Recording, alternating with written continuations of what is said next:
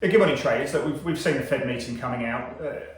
It's certainly dovish. I don't think anyone was surprised by that in any kind of capacity. The fact that we've seen the back end of the Treasury curve sell off a little bit is certainly quite interesting, and that's weighed a little bit on the tech space, and we'll talk about that in a moment. But I think if you look at the statement in itself, it's definitely come much more closely aligned to what Jerome Powell said in Jackson Hole.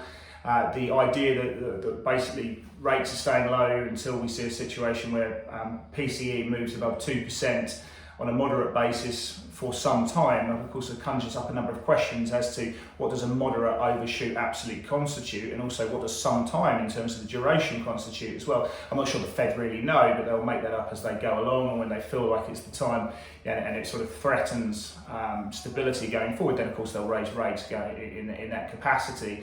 They've also tied that with full employment as well. If you actually have a look at their projections for employment, the employment rate this year should be 7.6%. They've taken that down from what was an overly pessimistic number in the June projections of 9.3%.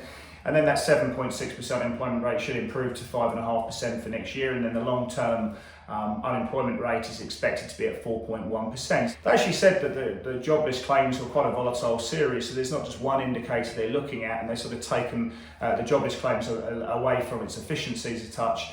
And I think that's probably right in that capacity.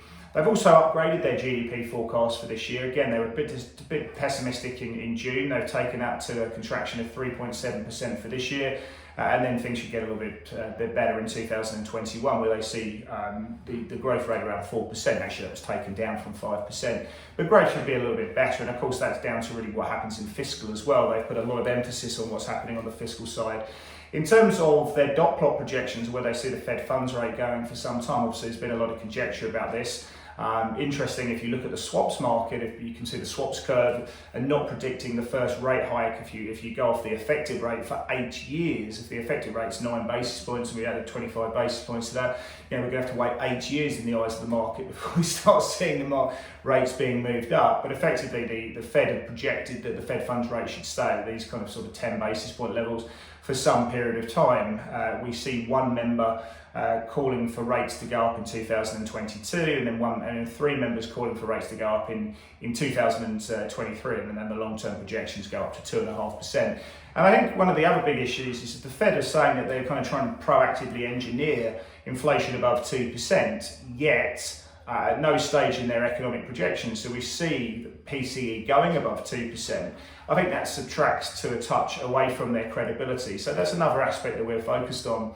In terms of QE, given the explanation about forward guidance, we probably would have liked to have seen a little bit more around QE and the sort of composition of asset purchases going forward. Will they at some stage take the duration of those asset purchases out to sort of a longer term duration, to the long end of the curve, for example, around sort of from where they currently sit? That really wasn't explored too much, although we did see Jerome Powell saying that there's a very strong connection between financial stability and asset purchases. So it's pretty clear that should we see a situation where financial conditions do tighten, they see this as their ultimate weapon, along with forward guidance as well.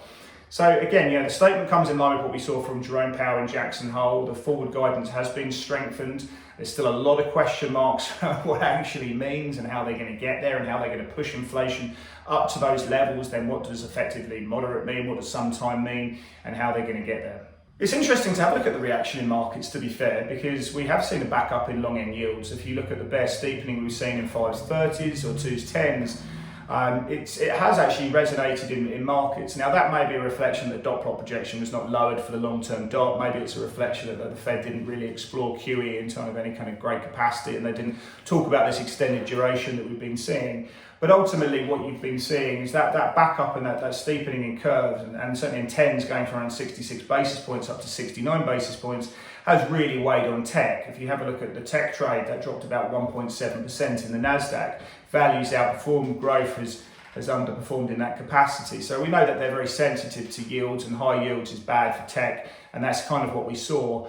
If you have a look at the FX markets, there was really no wobbles in the dollar. You'd imagine that if we were going to see a bit of a move up in treasuries, then perhaps you might see some dollar strength playing through. The dollar index, actually, if you look at the Dixie, was rallying into the meeting, but then sort of just carried on, and it's a little bit higher. No real reaction in dollar yen, which still looks pretty heavy. The Aussie dollar has come off a little bit, but it's just in reaction and just followed what we've been seeing in equity markets with the S&P closing the cash session on the low of the day.